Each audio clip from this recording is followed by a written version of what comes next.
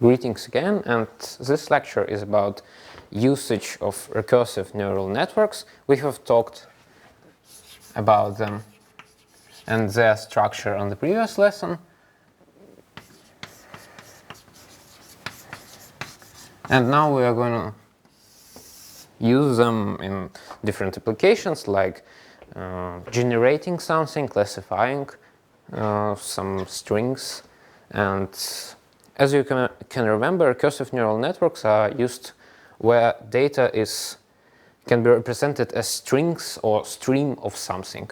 For example, you are watching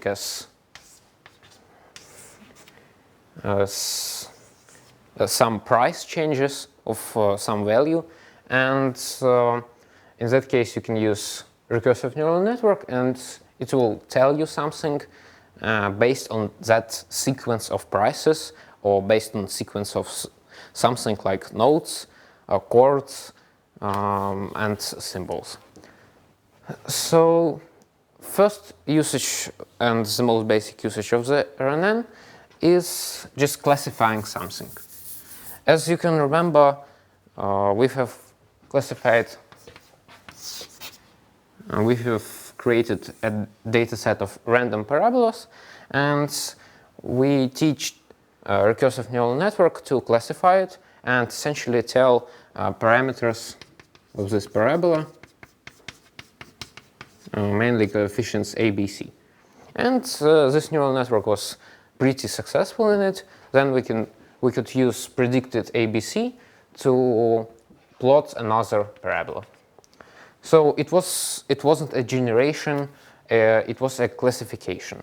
We've had some data, and from that data, from that sequence of values, of y values, we could get ABC coefficients and classify data. Also, we can do something like classification of bad or good commentaries of the video, for example, or some Twitter posts. We can just observe a post and represent it as a sequence of strings, or sequence of symbols, or sequence of words, and then tell, for example, is it a bad or is it a good post? So we are essentially dividing our data into categories, into good post or positive post, and negative post.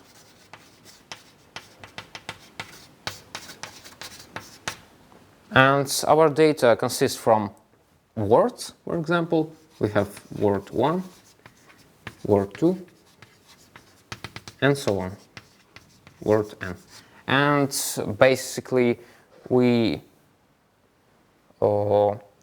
fed one by one word, and then output is it a positive or a negative post based on this sequence of words. And each word can be represented. The most basic representation of word is one hot vector, and again this one hot vector will be mentioned very often in this lecture. And one hot vector is used when we have some words and we have a dictionary of all possible words. For example, we just open a dictionary, choose the most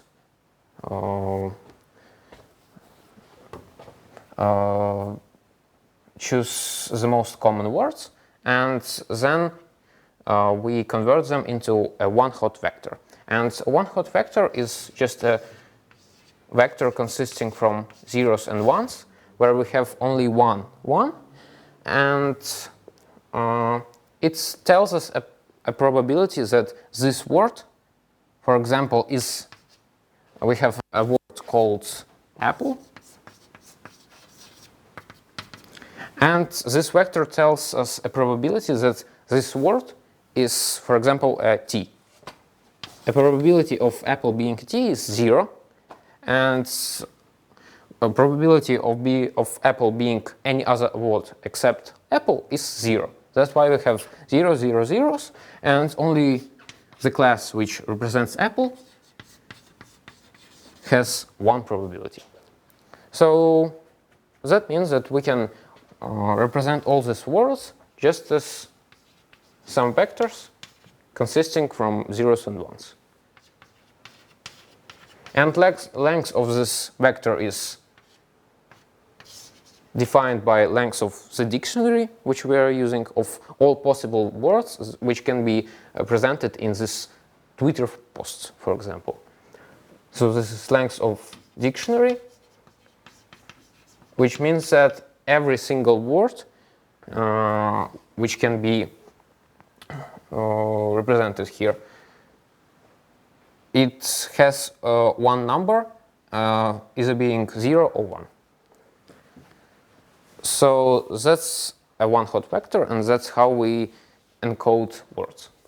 Then we fed all this data to LSTM network like that. We have LSTM network, which is connected to, as you know, to itself using self states and hidden states, and we have some output. We have some output and we have input. And then we just fed a sequence of words, for example, consisting from 50 words. And if length of a sequence changes, for example, you can take a maximum, and then all other words, for example, a maximum length of a sequence is 50, and you have a sequence of length 25, then in that case, all other 25 words are going to be some spaces or just nothing. And this nothing has to be encoded in this one-hot vector by being one more class. So we have ones, and where you have nothing word or space word, you have a 1. So you fed this sequence one by one, you fed one word, and then it outputs is it positive or negative post. And positive, negative post can be just represented by one number. If we have a positive post, then its label is 1, and a negative post is 0 or -1, as you wish. And LSTM, you have to think of activation functions you are using. For example, if activation function at the end is sigmoid, then in that case you cannot reach -1, and your negative post should be 0. And if you're using tanh, hyperbolic tangent, then in that case it can be or 1 or -1. And LSTM network usually uses tangent, actually. So 1 and -1 will be a good representation of positivity of this post. So then you can go to Keras and implement it very easily in a few lines of code. You just need to specify length of this one-hot vector, which you have already did by knowing what words are used in this post, because you have all this data. And then you need to specify length of a sequence of words, or a maximum length of sequence. And then you just need to specify a batch number, and batch number is a number of these examples of sequences which are used in training, and they just make a training more smooth. So that's the whole process of creating a classification LSTM network, which then can tell us what sequence this is and what class does it append to. And of course you can have more different classes. You can have a lot of classes, not only 2, and in that case you need to encode each class again as a one-hot vector, because if you have classes A, B, C, that in that case you can encode that some sequence is an A class by creating a label from a one-hot vector. And if it's a B, then you encode it like that, and C, 0, 0, 1.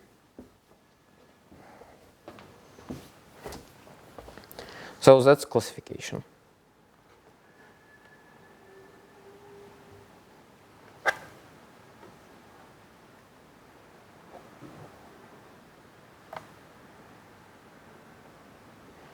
Here we have a code of LSTM network, which can be used for everything because we just need to specify X data and Y data, and all this lecture is basically about only specifying data, because LSTM network is gonna work the same in all cases.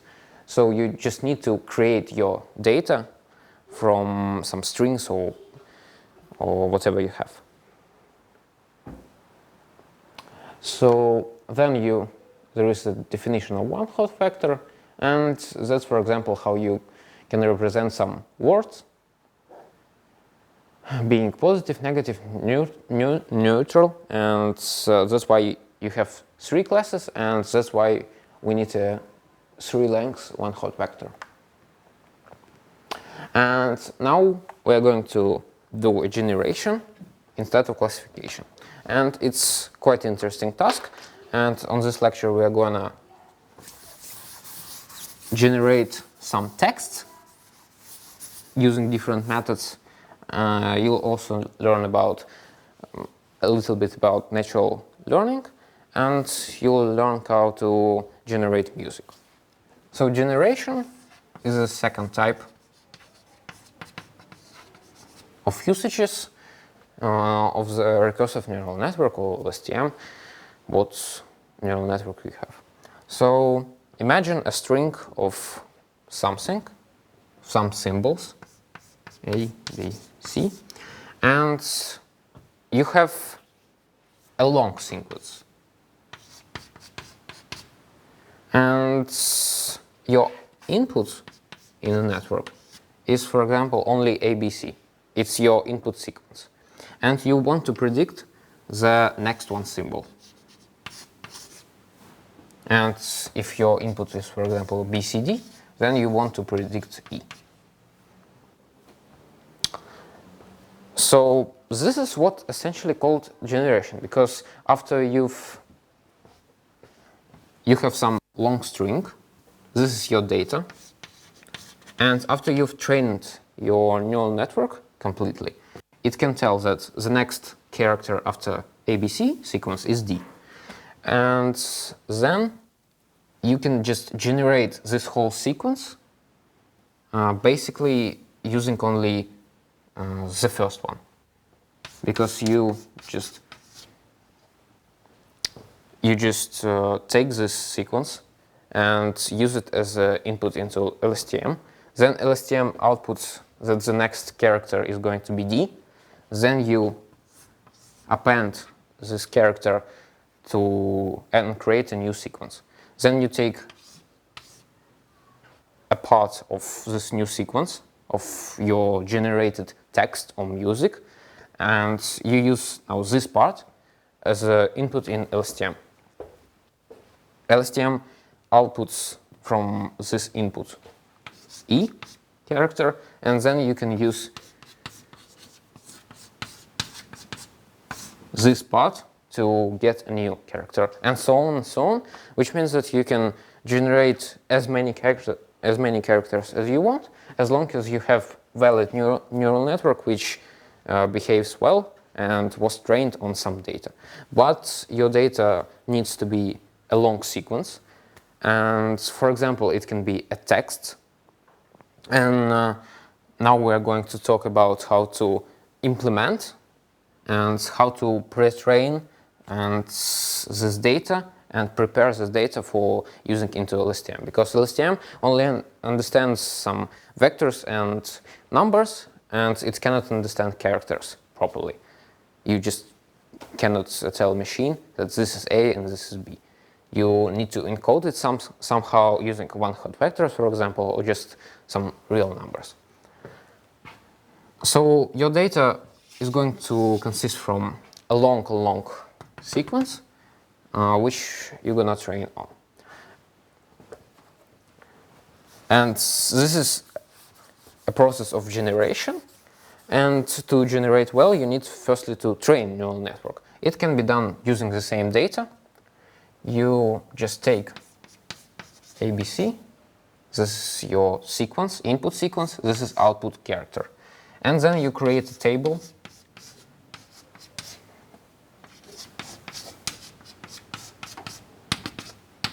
And this is X data. And this is Y data. And then you need to convert the sequence into numbers. And it can be, again, done using one-hot vectors. So you have a one-hot vector representing character A, character B, C, D, E, F, and so on. And then you just, again, using keras, you can just tell this is your sequence data, and this is your Y data of the next characters, and then you'll just learn this LSTM to just output a new class, which means that generation can be a sort of as a classification, because you take a sequence and you classify it by the next character. So this is your class which this sequence belongs to. And this is some naive approach to generation. And now we are going to look how to use it in text generation. In text generation, we have two most basic blocks which all texts are built on. The first one is called just a character, and the second one is a word. And number of characters is usually quite small, about 100. If you are just using plain English, it's 26. But sometimes it can be higher because you have some spaces, some dots, commas, dashes, and so on. So number of characters is going to be a bit higher than 20, like 50, and not bigger than 100. Which means that number of your classes is going to be 100, and which means that automatically these one-hot vectors are not going to be very long. They are going to be like 100-dimensional vector, for example, and which means that your network is not going to be very large because number of neurons into hidden in hidden layers is going to stay the same, but number in input and output layers is going to be small, which means that number of weights in LSTM network is much smaller. So this is one pro tip for text generation using characters, and the second one is using words. And the number of words is usually quite high. It can be around 1,000 or even 10,000 words, different words. Of course, you can a bit cut some different words. For example, you have words which are used rarely, like 1 or 2 times as a text. In that case, you can all these rare words. You can tell a network that these are to call all rare words and as some other class, like rare words. And all words which are not so common in this text are going to be in one class, which is called rare words. So in that case, you can somehow cut length of this dictionary, because a lot of, like a half of all words in it are going to be used only once or twice in a text. So you are cutting your dictionary and number of a length of your vector into 2, and you cut also number of weights and training time of your network. But nonetheless, this is not going to be. We still have a dictionary of.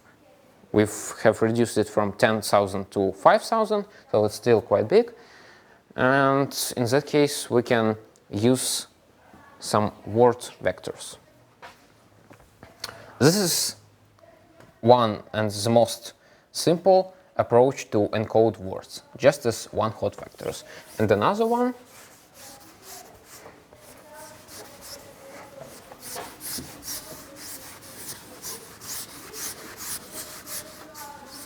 is called word vectors. And these are not one hot vectors. These are real and rich vectors consisting from not zeros and ones, but real numbers like 0.5, 0 and 2, 2, and so on. And imagine some words, and they have a meaning. And sometimes this meaning can be opposite or neutral or just very close to some number or to some word, excuse me, A. For example, it's some color, like white.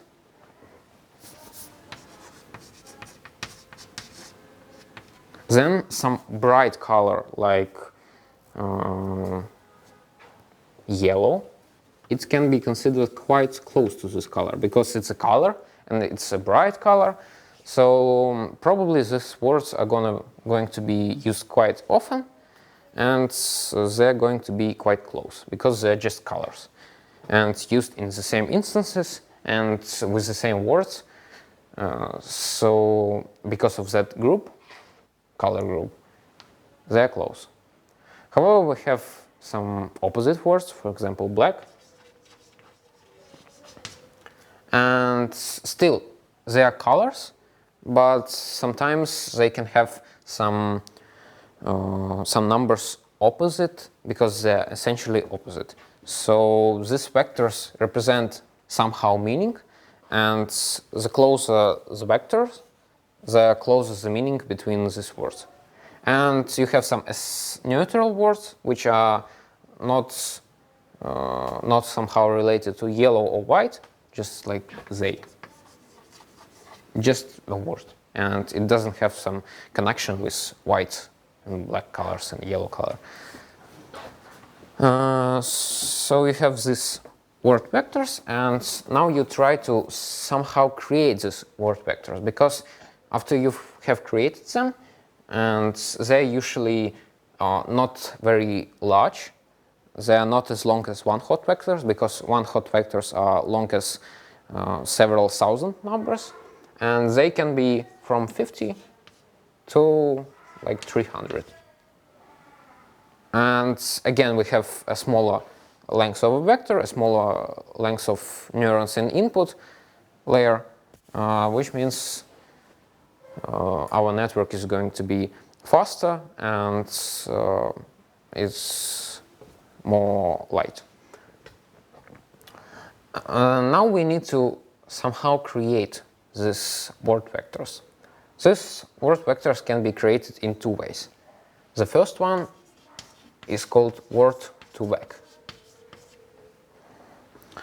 And this word2vec is very close to what are we doing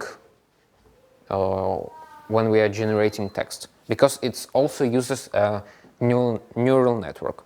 And neural network can be used LSTM1, which somehow tries to remember context of a text, or it can be just linear neural network, just linear classificator.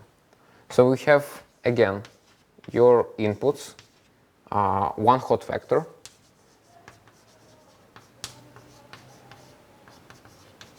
and it can be quite large. Then you have, this is length of your word vectors, word vector length.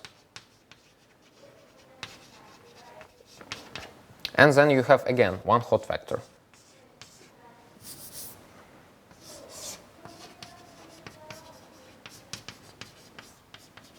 So your input of this neural network is one hot vector, then it's connected to word vector to a hidden layer which size is equal to word vector size, and then it's connected to one hot vector output.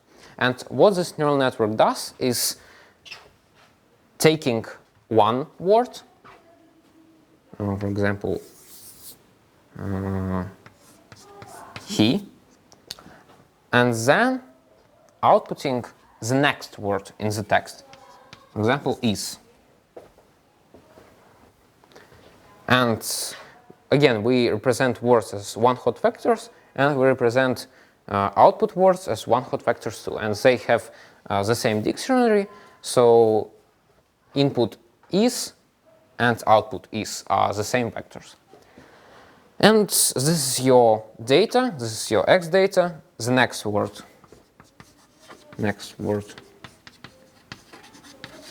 and the current word. Then you take all this text, create a large table of your x and y data. Of course, you convert this into one hot vectors, and then you can use it. And then you have this hidden layer with the size of word vector. And there are no activation function. And as you can remember, we have used activation functions for better performance in neural network, but here we have none, or we have a linear activation function. We just sum numbers multiplied by weights. And here we have a softmax activation function.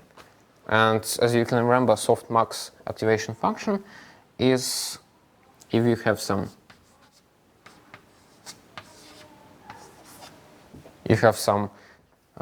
outputs, and now you apply softmax, and each number converted into some kind of probability of this class being this class. And its probability is calculated by a formula. You take exponents of your output, and then you sum all exponents of other outputs. You sum all these exponents, and because exponent is always positive, you get a positive probability, which means that the more large your number, the higher probability. But because we are using exponents, also because we are dividing by this sum, a sum of all probabilities is always 1. And the higher this number, the higher probability. And because of exponent, this probability grows quite fast. So this probability is quite small, while this probability is probably like 90%. So we are 90% sure that the next word after he is, for example.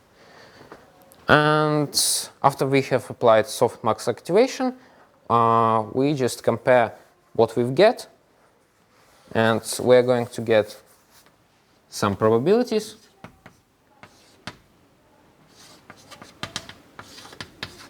We compare to one hot vector and create a loss, and then backpropagate this neural network and train it. So we are creating a neural network which outputs the next word. But because we haven't used some activations, now we can use this matrix which we get as a dictionary which tells us what word vector, eventually after training a network for a long time, it will remember that some words are more likely to be the next one after the current one. And it happens so that this table of numbers, which has a size of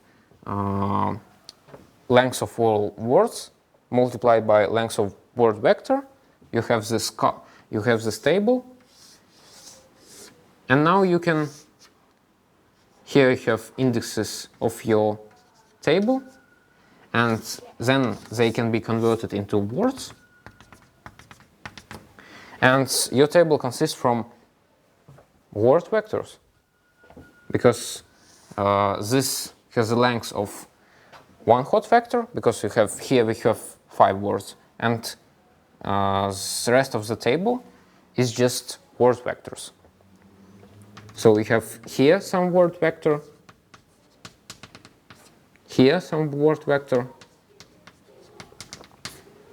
and so on. And then these word vectors can exhibit these properties, and they actually have some natural language meaning. And there was a research conducted which showed that you can add and subtract words just as vectors. Like if you have a queen,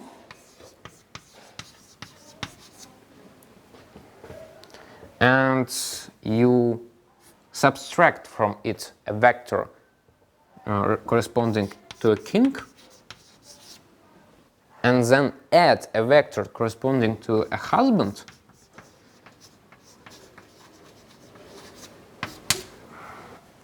you can get a wife. Isn't it beautiful? You can now treat words just as numbers and just as vectors, and they'll share some meaning, some intuitively simple and at the same time interesting meanings. And there are a lot of examples like that. And of course you need to have a large neural network and a huge text, but still these vectors are useful because we can use them later into other neural networks. Because after we have trained this classificator, we can just use these vectors as a pre-trained one, as a ready one. So now instead of our input, which was a one-hot vector, we can just use smaller ones, word vectors, instead of it. And neural network is going to be smaller, and it won't perform worse or better. On the other hand, it's even performing better because it doesn't need to again memorize all these connections between words.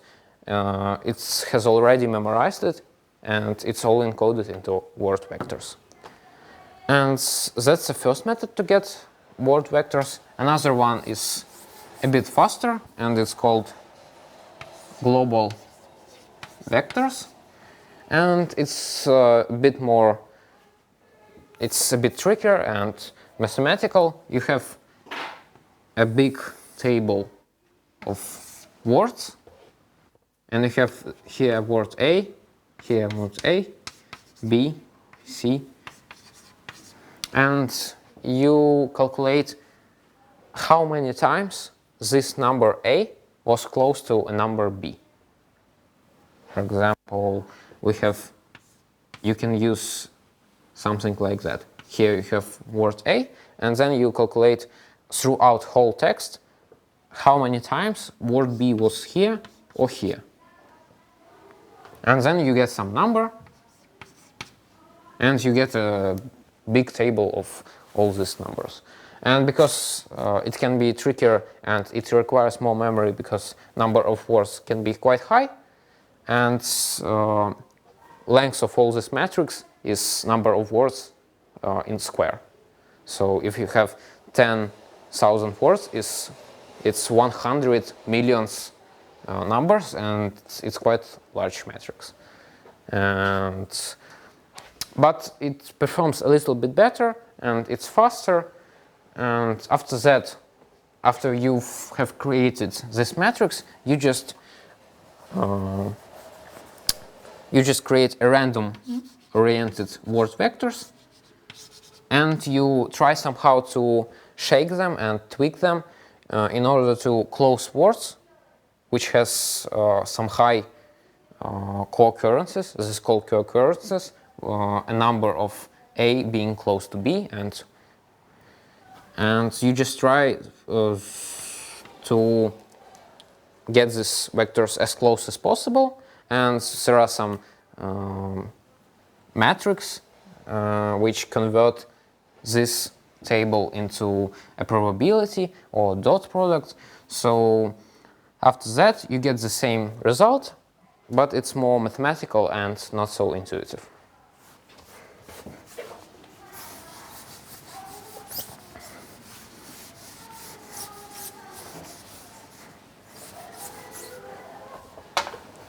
So I've attempted to get these word vectors, but probably because I was running my neural network for not so long time. You can see all these word maps on internet from good data, but I get some word map, and you can I have used the first part of Lord of the Rings because it's quite a big book, and you can see that some words with same meanings are quite close together. And this map is not the best. I think that if you run a code or just a Google Colab notebook which you have linked to, you'll get much better results. And also I forgot about more simpler about character classification, about character generation, and here I get some better results because number of characters and network was smaller, and I even got, and my data was topological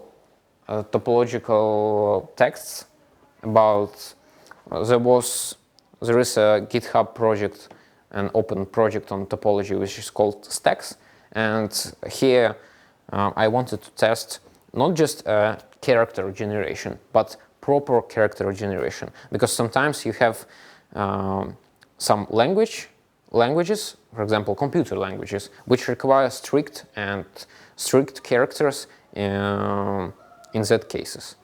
So if you don't, they have a very strict syntaxes, and I wanted to test if a neural network capable of remembering these syntaxes and using it later to generate.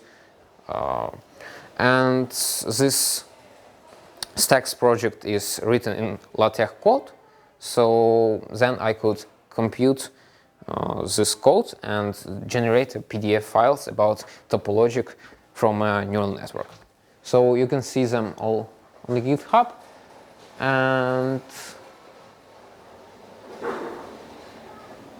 here's an example. Here's a preview of that. So a number of errors was quite small, probably like this text contained only 8 errors, and whole text has 10,000 characters, so it's quite good error ratio. And finally we can talk about how to, after we've trained neural network, we can generate a text, and I have shown how to do it, but you still need to pick these characters, because neural network can't just tell you that this character or a word is going to be next, because it can output only probability vector. So in most cases you can have something like this character has a 1% probability, this character has 60% probability, and this has 35. And so on. And you need to pick somehow a character from these probabilities. And the first one approach is just pick the highest probability, a character with the highest probability. But it generates very repetitive text, and in case of character generation we've got it repeated and repeated itself, and then it became a loop consisting from and the topological ring, and the topological ring, and the topological ring, and so on. So we had a text consisting from only 2 words, and this is not good because we want diversity, and this means that topological ring is quite common word and statement in this text project, and that's why neural network remembered it as the most common. And another way, the first one is called just max, pick max, and the second one is called pick a character with this probability.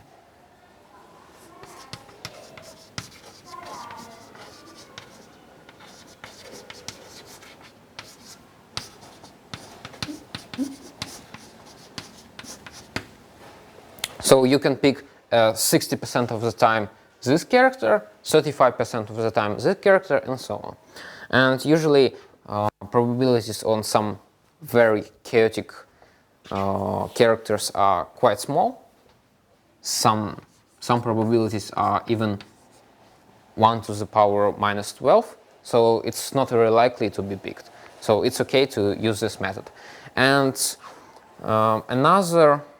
and finally, generalization of these 2 methods is just a pick character with probability, with temperature probability. And that being probability, this vector probability, into power 1 divided by temperature and divided by sum of this.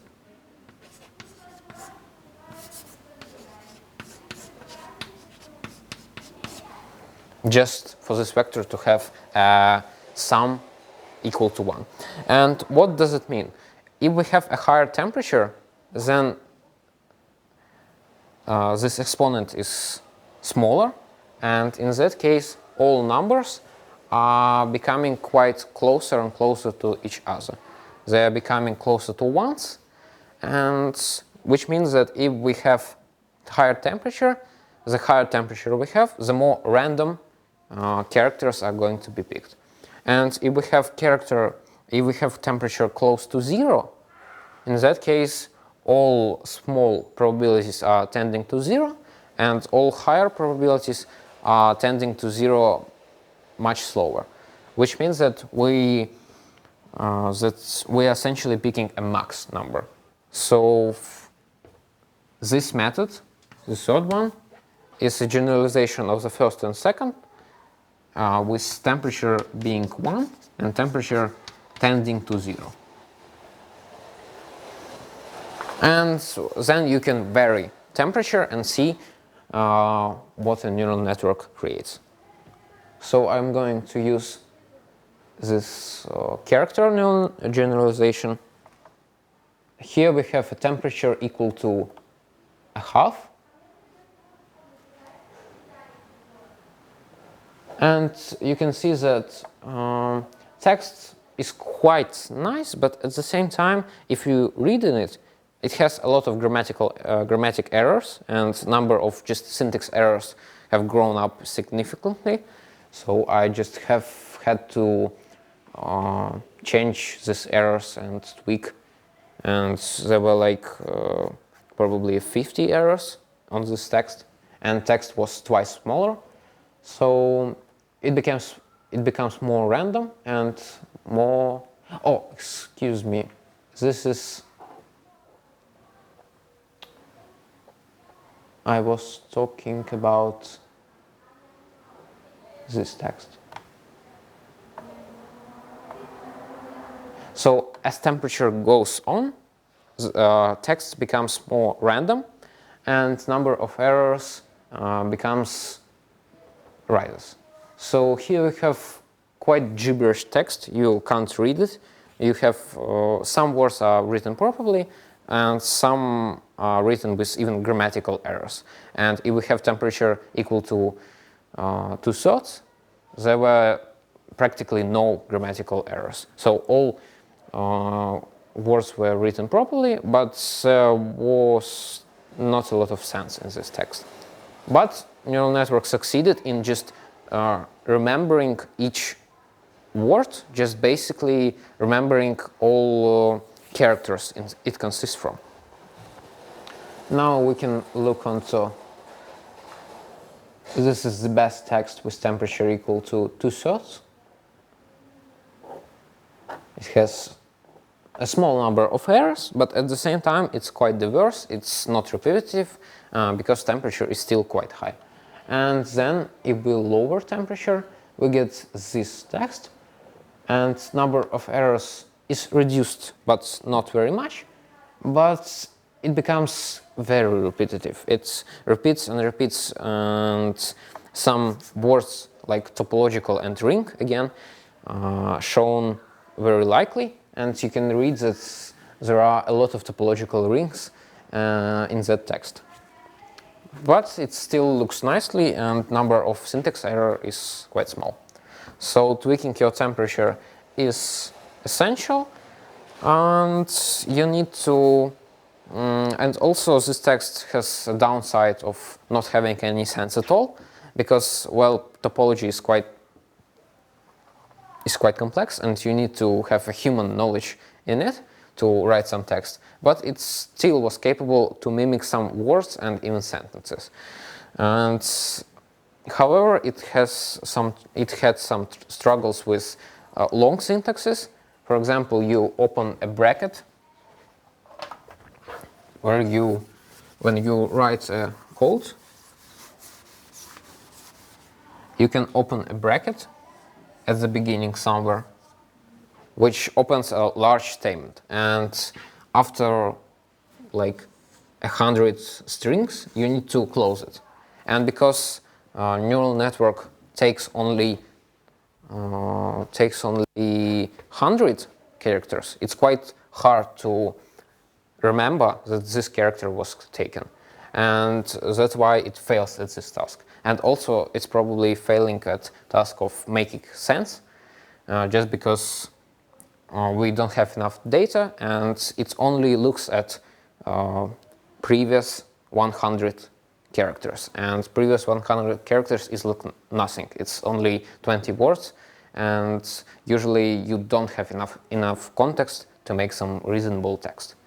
So you can try to create a bigger sequences, longer sequences, but in that case your network is running much slower, and you also have in Keras a stateful condition. If you implement LSTM, you implement something and then you can write stateful, and stateful means that you remember what was taken at the previous batch. And in case of all these LSTMs, you just don't remember. Like, you have a sequence, and then if you take another sequence, you don't remember the previous one. That's how all LSTMs in this lecture were implemented. But using stateful, again, is much resourceful, because now you will need to backpropagate into all text, and if you are predicting the final character, you will need to look up into all text, and this is quite hard. And finally, onto the music generation.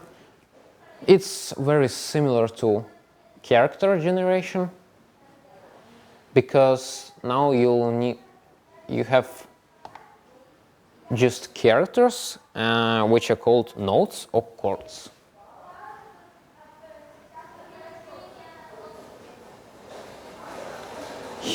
So first, I've borrowed some code from a wonderful Medium blog. You can have a link and read it about generating music using Keras, and we can use library called Music21, which makes parsing and using MIDI files. And MIDI files, so we are not using a sound file, like a WAV file or MP3 file. We are using a MIDI file, which consists just of notes played at some time. So you know this, a lot of YouTube videos have some music played in MIDI style. You also have this some MIDI remixes or something like that. You can also have some videos with enormous numbers of these notes, which create huge MIDIs. And this is a distinct community, but we are using it because it's quite handy, and we're just taking these notes, and we are just like reading text.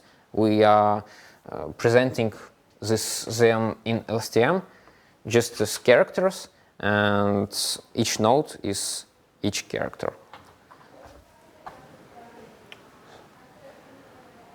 So just we need to parse. Here in Google Colab you have a code which parses these MIDI files and converts them into just numbers. Then we convert these numbers, the strings, these notes and chords as one-hot vectors, and use them to train neural network. Then we save neural network each 5 epochs, and then we can play sound generated by neural network just like we have generated text. We use this method of taking max or picking a character with some probability, with some temperature. And picking max again creates some repetitive music. You can also always try it yourself by setting temperature to something close, very close to 0. And then you just save a MIDI file, a generated MIDI file onto your Google Drive. Then you can download it onto your computer, for example, and convert it into MP3 and just listen.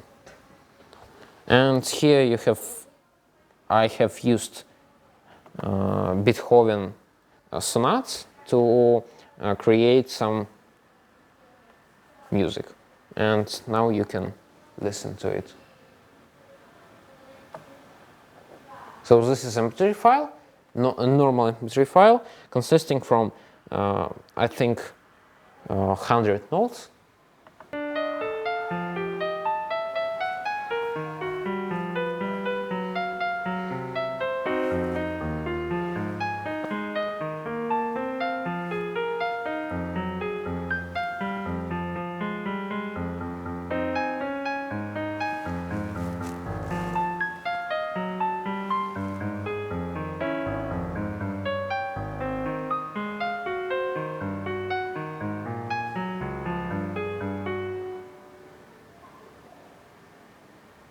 So some music experts say that there is some melody, but it's very strange.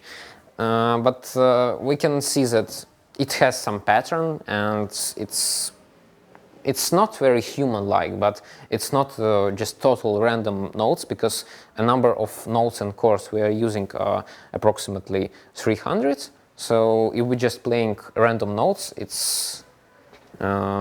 sounds very awful, but it sounds okay-ish, and has some resemblance to Beethoven, I think, with its melancholic vibes. So that's how we can generate this music. Here we have a generator of music. Here we pick with some temperatures, and then we can just use this code to create a MIDI file. And then you use any online converter. You just convert MIDI to MP3 into Google, and you immediately find a lot of converters to use. And trained models on generating LaTeX text and some music, Beethoven music, is available on Google Drive. Warning, these models are quite large because LSTM has a lot of parameters. So this model weighs even like 80 megabytes. while being that data weighs only a half of megabyte. So a network is quite large, but I think that these both networks of generating characters, attack characters and some nodes are quite successful. So I think that's it for this lecture, and in the next lecture we are going to talk about convolutional neural networks, which are helping to distinct and classify images.